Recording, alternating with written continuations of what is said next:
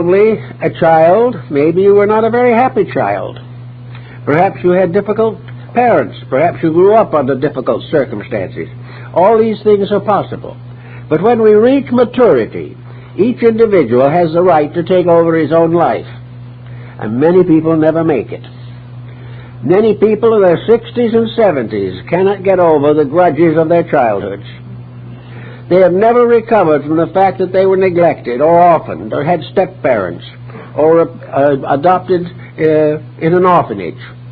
They cannot get over the personal grief of long ago. It does one of several possible things to them.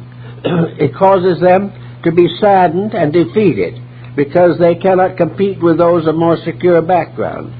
The second thing, it makes them antagonistic to society. It may prevent them from making a good marriage later. And it may very well be that they'll take it out on their own children in due time if they have any. So when you come to 21 years of age, it's time to realize that at that moment you become a person. At that moment you break through the shell of childhood and adolescence.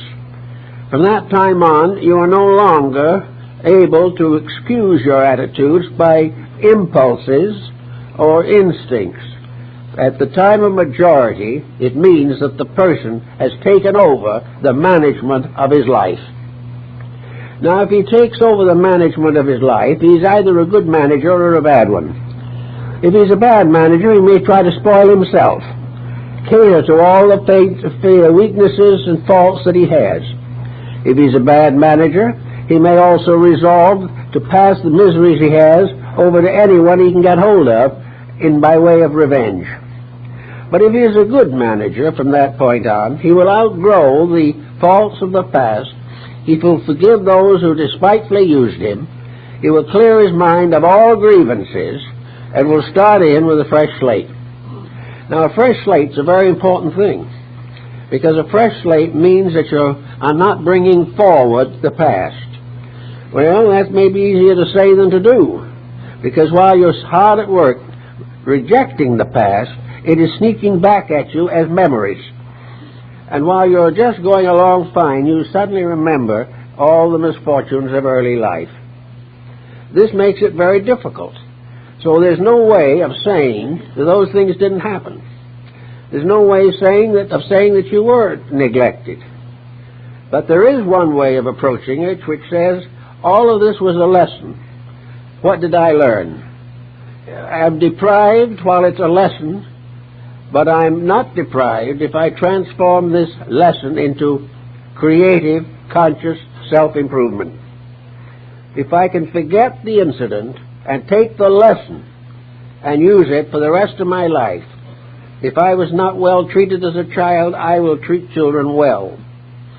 If I was neglected, I will not neglect others.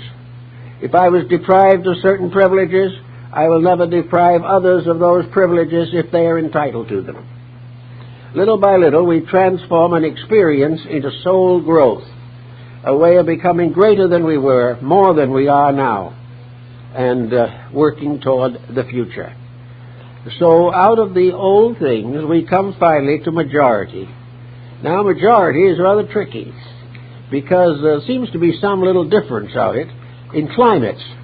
Actually, apparently, in very tropical regions, the individual matures very rapidly and is as physically and mentally and emotionally as old as 16 as one in the temperate zone is at 21.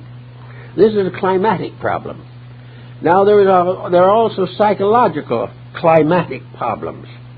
The individual coming forward into the atmosphere of his own existence, which is trailing with it all the mist and fogs of the past, may not make the 21-year adjustment that is supposed to come along. It may be 30 before he reaches it. And it's not unusual for him to maybe reach 80 without getting the idea. He doesn't get the message. By that time, incidentally, he's apt to be going into a little bit of second childhood, and then he will remember better than ever all the misfortunes of his early life. All of this is a rather unfortunate state of affairs. So we can only say maturity comes when you wake up.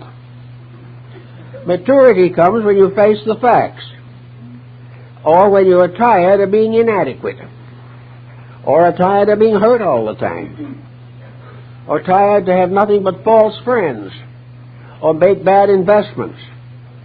Whatever time in life you come to the conclusion or the realization that you must take hold of your own life and live it perhaps in the spirit of the Sermon on the Mount, until then you cannot hope to have the values and benefits which you aspire. No amount of study, no amount of thinking, no amount of reading will work unless it is transformed or transmuted into internal growth. After you read the book, if you're not a better person, there's no sense in having read it. This is what the Tibetans always have said.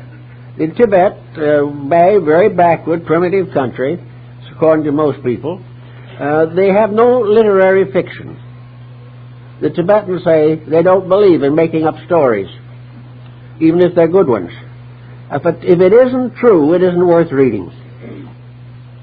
Well, when you see what we're getting in literature today, you'll appreciate the integrity of the Tibetan point of view. We're getting material now that the more you read of it, the sicker you get. And if you can't stand that, you can turn to your television and have a complete breakdown. So, mere reading, even though it is constructive, won't do it. But you can divide. You can say after a certain program, I feel better. I'm inspired to do something more useful, creative, constructive. That's a program you can watch. But if the program ends by your saying to yourself, good heavens, every one of my neighbors may be a murderer, this isn't any good. The constant glorification of crime and delinquency, while it may have a great appeal to the little ones, any individual who is not motivated to improve through his avocational efforts is still an immature person.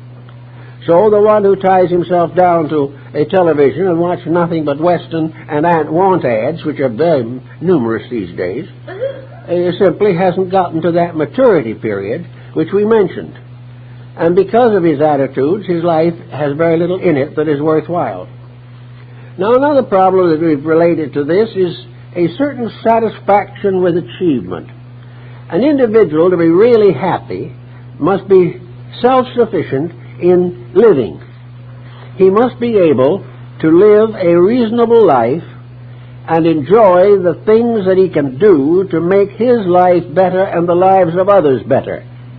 He must have a plan of some kind, even if it is a very simple one. If he can't do anything better than make a pair of shoes, he can always plan to make a better pair. Everything in life depends upon the person having purpose. Inconsistency within the individual has a tendency to destroy purpose. If one part of your nature says that nothing but corruption exists, another one says, I'd like to get away from it all, and the third one says the only way you can do it is become an alcoholic, this is a type of internal confusion that is always destructive. No matter what the person is, he must give.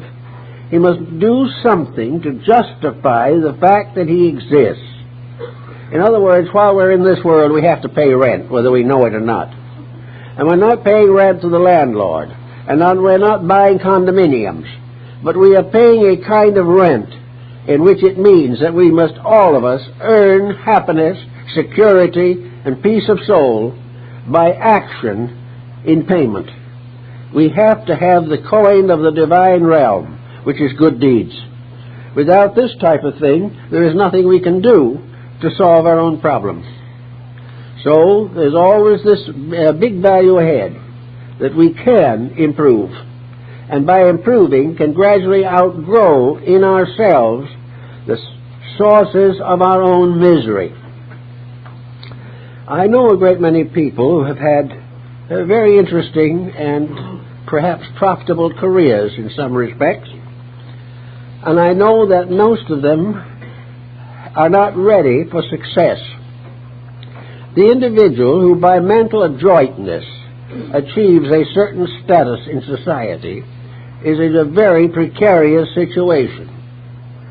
By fortunate or unfortunate circumstances, by one skill alone, apart from the rest of his temperament, he may achieve what he terms success. But this one faculty that gave him success is not enough to help him to use it wisely. Therefore, he is destroyed by the other faculties that do not know how to carry the burden of achievement. This is something we all find in matters of education, and it is a problem today. We can become well educated, we can get a good job as a professor in a university, or we can go out and develop a profession. Our way of life. It's a part of the fact that each one of us must pay for our living by the sweat of our brows in one way or another. But the individual who has only one string on his bow, who has become tremendously involved in something, if he has suddenly decided that from here on his whole future lies in his ability to become an expert commuter technician or something of that type, so that he can handle vast sums of money by computation, such a person is apt to build all his success around this. He will hope that he will become great. He may be elevated. He may make the $50,000 or $75,000 a year bracket. He may own a mountain cabin, a yacht, and have a condominium by the sea. And he thinks he's really there. He has used that ability to get himself into a fortunate physical position. But you'll be surprised of how many people who have done this have come to me who are completely miserable. Why? Because there was no substitute in them to take care of adversities that are inevitable. The more we have, the more problems we have. And unless we have some kind of integrities with which to meet the problems, success becomes a ghastly travesty. The individual who has given his life to the computer goes through 2 or 3 divorces, has children who leave home as soon as they can, and becomes an old person, deserted and friendless. And no amount of money can pay for this. No matter how much he has, he thinks it will, but when the time comes, he is miserable. So the individual who tries to exploit certain factors of life must learn to finally that anything he does in the outer world of his environment must be adequately supported from within himself. This encapsulated creature within him must have the abilities to handle whatever arises as the result of the experiences of living. Thus, it is very important that this being in the body shall be firmly established in basic values. He must have gradually outgrown the temptations which would lure him into tragedy when the time comes. He must realize that while he is very much involved, he doesn't think about this. But when he reaches retirement, or when he is replaced by someone else, then all of a sudden he faces the fact that he's unable to live constructively. He has made a career instead of a life, and by doing so is bound someday to face his own tragedy. So in the building of these types of careers that we think about, we have to work, first of all, to get rid of the intemperances in our own attitudes. I've known some very wonderful people who were perfect snobs. They were generous, well-hearted, intentions to do well, but they just couldn't get over the fact that they were a little superior socially. Well, these gradually got into trouble. Several of them that I know of ended in retirement homes with nothing to look forward to. Snobbery is one that won't work. The individual who has jealousy is in a very bad spot, because jealousy is the constant effort to injure one we think is superior. And the impulse to injury is destroying ourselves. No destructive emotion that we can hold can do as much harm to another as it is doing to ourselves.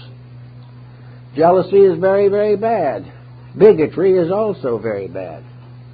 A certain person whose son threatened to marry outside of the religion said frankly I would rather see him dead than marry outside the religion. Now, that statement proved conclusively the person himself had no religion, because religion cannot build on bitterness. It cannot build on prejudice, but most efforts are made in that direction. In fact, all of sectarianism is based upon a competition as to which sect is the most authentic. And in the process of trying to prove that, brotherly love is completely forgotten. So we have all these motives within ourselves that turn into acidity. Now, when we have a motive that just slips in occasionally, once in a great while, and we don't feel so good, we may be able to live with it. And it won't do us too much harm. But when we get a good solid character defect that sets in with everything that it's got, we cannot expect it to miss the physical body. A very large part of our physical health problem is psychosomatic. We are constantly injuring ourselves. The little cells in our bodies and all the organs, functions, and processes are according to natural law. And one of the most problem is the natural law of bodily health. And as several experts are now beginning to discover, the best way to have a healthy body is to have a peace of mind and peace of emotions. The individual who cannot control his temper is already sowing the seeds of trouble.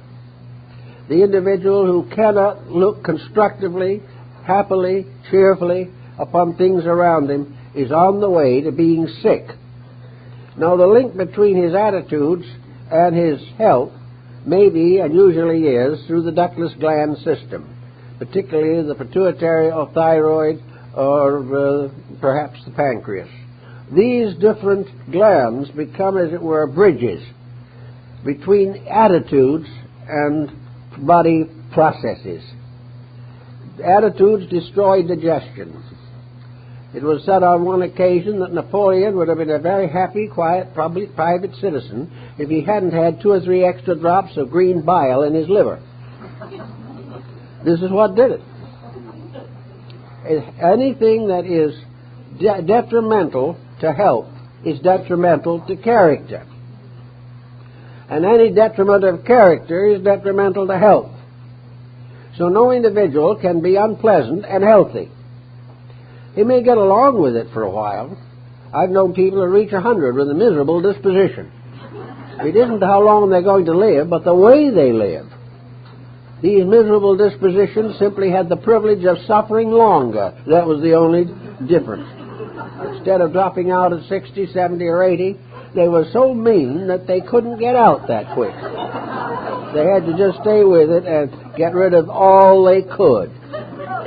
They were afraid in departing that there was somebody left behind they hadn't insulted. So the problem of long life is not important if it's a poor life. The only reason a long life is helpful is that as long as we live, there is a chance of improvement. But by the time the average person is in his 80s or 90s, the probabilities of improvement are not very great. But they do happen. Just as I know people who have gone to college and got their degrees when they were 80. It can happen. It can fulfill a life purpose, but there should be a life purpose.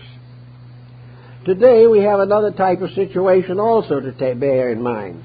The home is a very fragile institution today.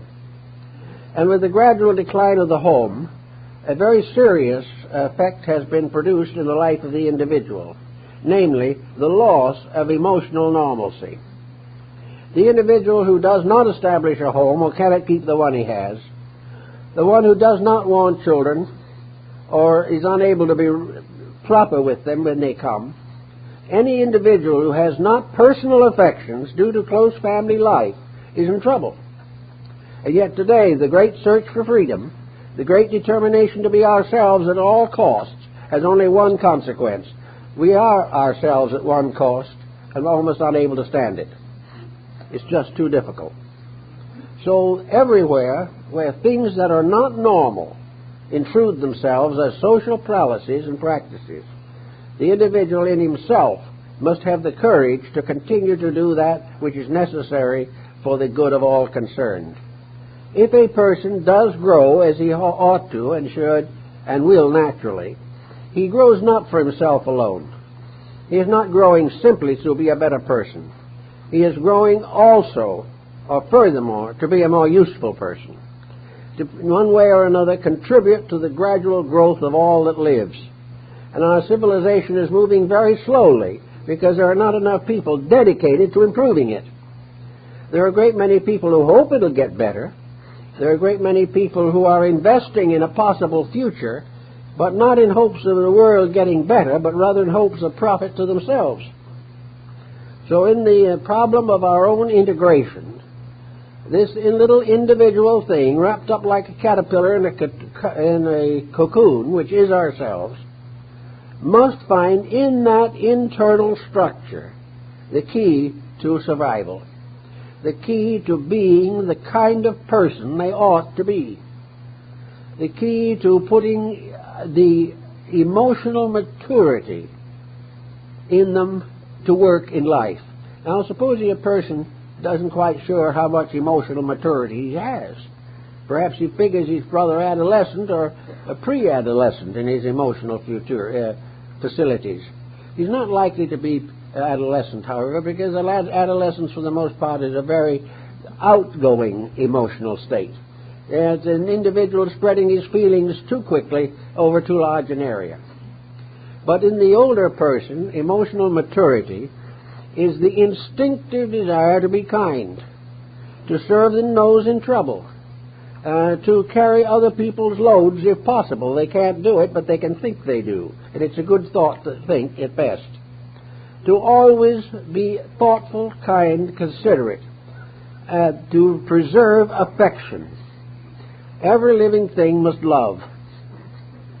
And the loss of love will not only result in a barren life, but it'll end in a complete breakdown of the digestion and the elimination and the probability of arteriosclerosis.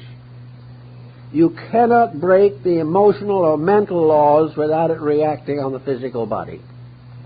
And the individual who doesn't care about his emotional and mental concerns because he's too wound up in his own purposes, doesn't like the feeling that comes along with a coronary or something of this nature. It has to be part of a plan. The individual to escape from the tyranny of false attitudes has got to discover a universe that is right, that he is basically part of a plan which is infinitely noble, absolutely constructive, completely useful, and beautiful in all its parts. But all this beauty is lost if he cannot appreciate it. All the wonder is sacrificed if he is incapable of the emotion of wonder. All his own progress and happiness are gone if he cannot contribute to the progress and happiness of others. This very important thing is to realize that we must have a warm, kindly feeling at all times. And most of all, we must have it when some attitude in ourselves suggests that we shouldn't have it. Then we are confronted by a person whom we would not naturally feel very much emotional constructiveness for. But then we must really try to understand what we would expect them to understand. And that is the turmoil, confusion, and complexity locked in this little cell, which is themselves. The individual is what he is because he is reacting to uncontrolled, undisciplined, immature pressures from within himself. We are doing the same thing. And if we are a little cold to him, chances are he'll be a little colder to us because we are applying the same rule that he has already discovered in his own nature. So I think it's very good, especially at this time of the year, when we are thinking more or less of transmutation, transformation, redemption, regeneration, and resurrection. We are thinking of some way of outwitting our own smallness. We want to grow bigger without giving up any of the habits that make us small. We want to be accepted for the virtues we ought to have and not for the ones we have developed and perfected. But in this time, the only way that we can really help to make a better world is to just look out a little bit at the world as it is and see how it corresponds with the world within us as we are. And if we observe intolerance, injustice, if we see corruption, war, suffering, privation, massacres going on in society, in small ways, most of these things are going on in our own inner lives. We are sacrificing beautiful thoughts to selfish ones. We are overriding the rights of other people in order to advance our own causes. We don't like the thought of a nation invading another nation, but we are invading other people all the time to use them for our own advantage. Every fault we see around us is just an objectification of faults within us, because these faults did not come from the sky, they do not come from the earth, nor do they come from the air. They come from the living things themselves. And most of the mental and emotional faults we know come from ourselves. We've been here a long time and we still have the faults. We've been here millions of years and we still have wars and rumors of wars, and the end is not yet. The answer being that we haven't gotten rid of the rumors of war inside of ourselves. We haven't learned not to be angry at someone who does something we don't like. We haven't learned yet to return a soft word for a bitter one. We have not yet learned the importance of forgiving other people for the very faults that we ourselves may have. All this is part of a lesson. And nation after nation has faded away because it didn't get the message. And it took with it the people who didn't get the message.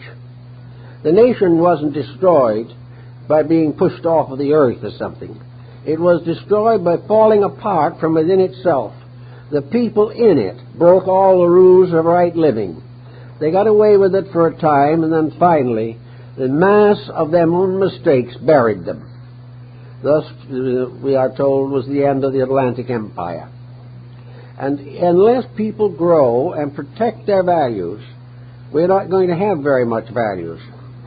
This is why we must go to work equally and immediately.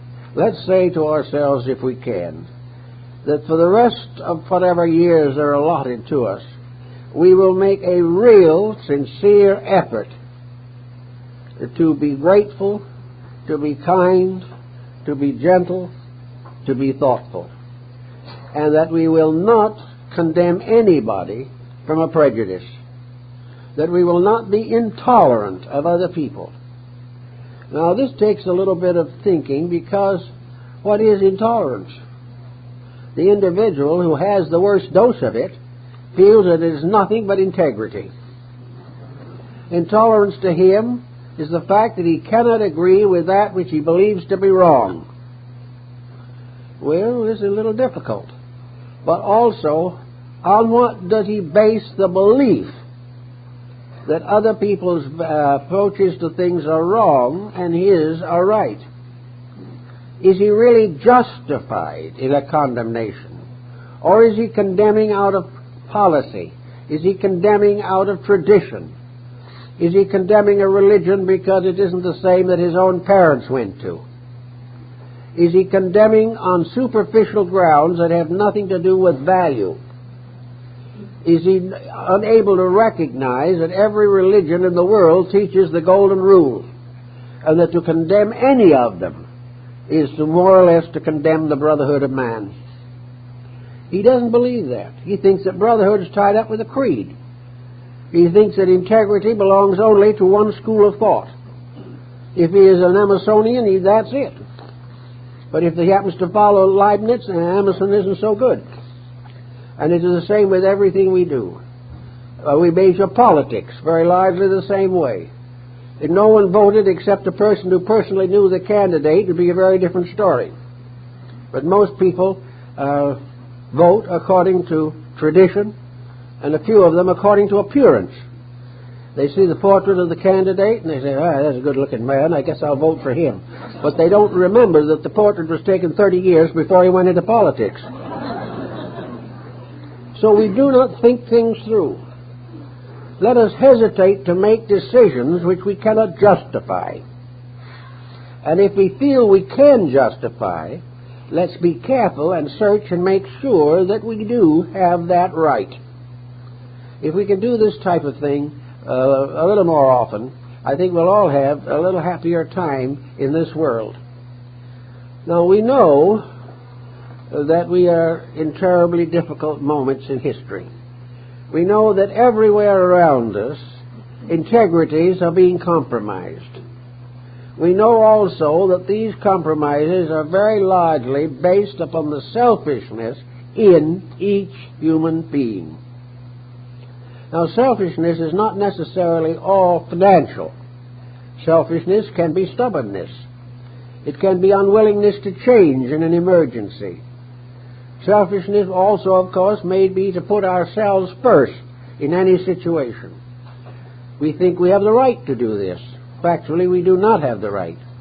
All we have is the privilege of being right in the situation we are in. And rightness depends upon consequences, at least in part. If the attitude we take is not supported by natural affection, if it is not consistent with the revelation of the great faiths of mankind, if it does not bring happiness, kindness, and strength to those in trouble, then we might as well forget it. It's doing no good to anybody. Now, as we enter into this very complicated situation, it becomes obvious that many of the values which we have cherished for a long time are not going to hold. They're not going to work out. We're not going to be able to go on as we have for the last 25 centuries, treating each other with a good spirit. We cannot go on trying to fight our way to peace. We cannot go on living as we please in a world in which there are laws that must be obeyed. Somewhere along the line, education, religion, science, something has got to point out the inevitability of universal law. We're going to have to realize that we can outwit our neighbor, we can corrupt our politicians, we can exploit our peoples, but we cannot for one moment change one jot or tittle of the universal program. Whenever we break the law breaks us. This has gone on from the beginning. Therefore, we must accept this. We must accept the fact that we cannot change realities, but we can, in due time, learn to accept them. Now, realities are not so bad. The idea that a reality is going to make a prisoner of us, or that we're going to be hopelessly moronic or mediocre simply because we keep the rules, is entirely wrong. We cannot survive without keeping the rules. Now, if financial conditions get worse because we keep on breaking the rules, we are going to wake up sometime and find that we have destroyed the entire economic system.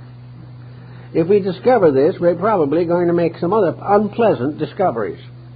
We're going to find that we have invested everything we have in something we never made honorable, that we have built a tremendous system with no integrities in it, and integrities have been assumed to be a detriment.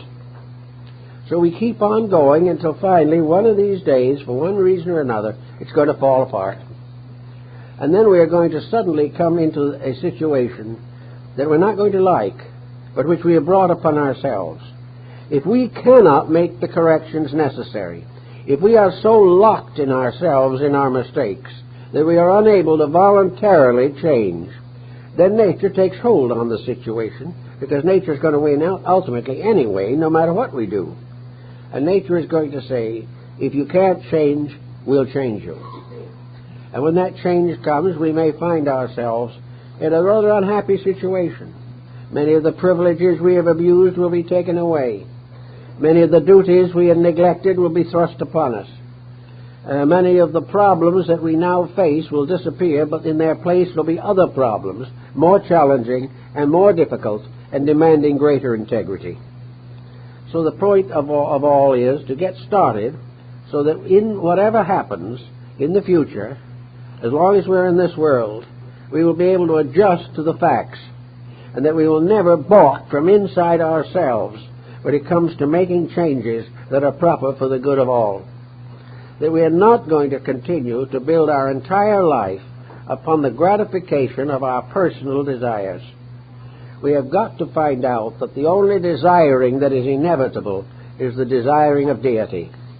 Whatever the deity determines or decides upon, we will do. And there's going to be no fussing and fuming about it. But deity is not an aggressive, despotic deity. Is not a god of vengeance or a god of wars or violence. It is for each individual a symbol of parental integrity. It is a good parent bringing up its children to be good people. And if of their own accord they get to be wayward and delinquent, then necessary for the parent to correct these mistakes, and in doing so to bring the person back to his own values. When the temptations on the outside are lessened by the collapse of a system, the privileges of growing from the inside are increased. A great deal of our trouble lies in the fact that external things are so complicated that we are dazed by them. We cannot adjust them to the internal values that we need. We must always sometime ask ourselves, how much am I worth if I lose everything I have? The answer is you're worth just exactly what you are, never worth any more. So if you lose what you have, like the man who lost what he had, he said, I've lost all I have and I'm on my feet again. And I remember in the Great Depression in 1929, I was already at work at that time. And I remember one man told me, he said, I lost everything. I was wiped out in a couple of hours. But you know, he said, when I went home, I went to bed and had the first night's sleep I'd had in 5 years. When you lose it, then you can be yourself again. When you're no longer completely slave to possessions or ambitions, there's some chance for the goodness in nature to come through. This man probably became a real human being as a result of having false gods taken away from him. And this is true of all of us. And I think the great symbol of this decision is to be found largely in this particular season of the year, when at the vernal equinox we have a new birth in time, a new opportunity to grow, a new opportunity to correct ourselves, and we also have a new birth or a new life thrust upon us. Each year is like each day. It is a new life. It is Dante's new life. It is the symbol of the new opportunity to succeed where previously we may have failed. In this new life there will be room for all the improvements that we regard as necessary. In this new life we can accomplish. We can be better people. The new life is a new opportunity to grow. If we take it as a new opportunity to exploit somebody, then we will not grow. But if we use it as a new opportunity to serve the common good in some way, large or small, we will then be one step closer to maturity. Maturity for the average modern person cannot come until most of the false objectives have gradually been killed off. And the nature and life itself is taking away those false objectives which have made us prisoners to vanity and fallacy for ages. It all started sometime when the competitive idea was that we could be richer than somebody else by taking something away from him. There's once a time, Croesus, who is remembered as the world's richest man of ancient times, showed a philosopher his treasury. And in that treasury were all kinds of jewels and gold and wonderful things and ornaments. And Croesus was showing it with great gusto to this scholar. And the scholar said to him, yes, Croesus, you are right. It is beautiful. But a man with a little better iron will take it all away from you. And this is what happens with this type of thing. Anything that we can get that from the outside, someone a little smarter can take away from us.